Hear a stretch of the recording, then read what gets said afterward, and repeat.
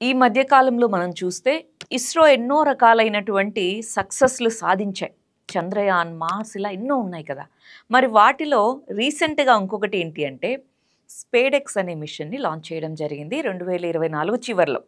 ఆ మిషన్‌లో ఏం చేశారంటే లో ఎర్త్ ఆర్బిట్‌లో 2 శాటిలైట్స్‌ని ప్లేస్ చేశారు. SPDX-01, 02 అని.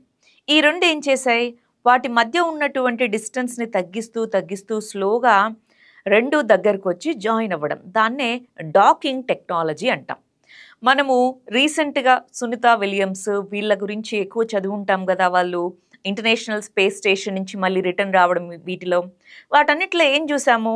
ఎర్త్ నుంచి ఒక మిషన్ వెళ్తుంది. ఆ స్పేస్ స్టేషన్‌కి డాక్ అవుతుంది. అంటే అటాచ్ అవుతుంది. మళ్ళీ వాళ్ళు దాంట్లోకి రాగానే మళ్ళీ భూమి మీదకొస్తుంది. ఆ విధమైన టెక్నాలజీ అనేది అన్ని విధాలుగా అటు మూన్ మిషన్స్‌కి కావచ్చు, అటు భారతీయ అంతరిక్ష కేంద్రం మనం ఎస్టాబ్లిష్ చేయాలి అని టార్గెట్ పెట్టుకున్నాం. వాటన్నిటికి కూడా ఎంతో ఇంపార్టెన్స్ ఉన్నటువంటి మిషన్ అన్నమాట. ఆ విధంగా ఈ స్పేడెక్స్ మిషన్ అనేది ఆ యొక్క డాకింగ్ టెక్నాలజీని టెస్ట్ చేయడంలో సక్సెస్ అయింది.